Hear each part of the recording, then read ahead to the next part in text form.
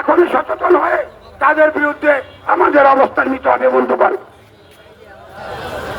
আমরা বিগত 17টি বছর দেখেছি কিভাবে একটি গণতান্ত্রিক রাষ্ট্রকে ধ্বংস করার জন্য, একটি শিক্ষা প্রতিষ্ঠানকে ধ্বংস করার জন্য, একটি মানবিক রাষ্ট্রকে ধ্বংস করার জন্য কিভাবে তারা কাজ করেছে, কিভাবে আগ্রাসী ভূমিকা পালন করেছে।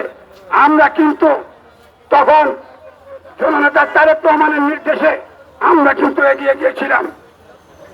বন্ধুরা, শহীদ রাষ্ট্রপতি জিয়াউর রহমানের যে 19 দফা ছিল, সেই 19 দফার মাধ্যমে একটি দফা ছিল যে বাংলাদেশের মানুষ যাতে ভুখা না থাকে, এবং আরেকটি দফা ছিল বাংলাদেশের মানুষের বাসস্থানের নিরাপত্তা দেওয়া, এবং আরেকটি দফা ছিল যেটি অত্যন্ত গুরুত্বপূর্ণ, সকল নাগরিকের চিকিৎসার ব্যবস্থা করা।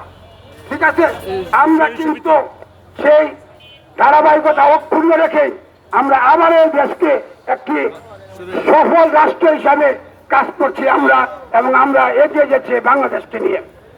যদি আজকে আমরা দেখতে পাচ্ছি যেভাবে এই বাংলাদেশে যে উন্নয়নের ধারাবাহিকতা চলছে, আমরা যদি এইভাবে বাংলাদেশ উন্নয়নের ধারাবাহিকতা যদি আমরা কাজ করতে পারি, নিশ্চয়ই আগামী 5 থেকে 10 বছরের মধ্যে আমরা একটি উন্নত রাষ্ট্রের মতো এই বাংলাদেশে প্রতিষ্ঠিত হবে।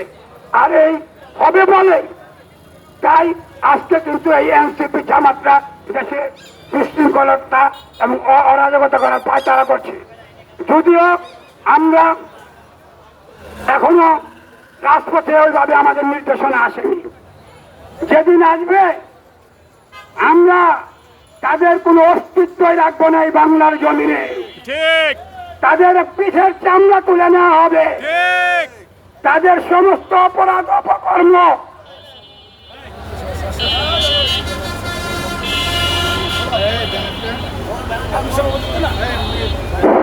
সংগ্রামী সাথী বন্ধুগণ, নারায়ণগঞ্জ মহানগর বিএনপি কর্তৃক আয়োজিত গণপ্রজাতন্ত্রী বাংলাদেশ সরকারের মাননীয় প্রধানমন্ত্রী জনাব তারেক রহমান সহ দেশ বরেণ্যের রাজনীতিবিদদের সম্পর্কে ওই কুলাঙ্গার পাটোয়ারি নাসিরুদ্দিন পাটোয়ারি সার্জিকরা যেরকম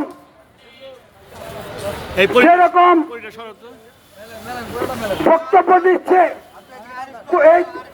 তাদের এই অশালীন বক্তব্যের প্রতিবাদে আজকে এই মহানগর বিএনপির বিক্ষোভ মিছিল পূর্ব সমাবেশের সভাপতিত্ব করবেন বাংলাদেশ জাতীয়তাবাদী দল মহানগর বিএনপির বিপ্লবী সদস্য সচিব, ফ্যাসিস্ট আমলে শেখ হাসিনার আতঙ্ক বারবার কারা নির্যাতিত জনবান্ধব নেতা জনাব অ্যাডভোকেট মোহাম্মদ আবু আলী সুলতান টিপু আজকের এই বিক্ষোভ মিছিল পূর্ব সমাবেশের সভাপতিত্ব করবেন।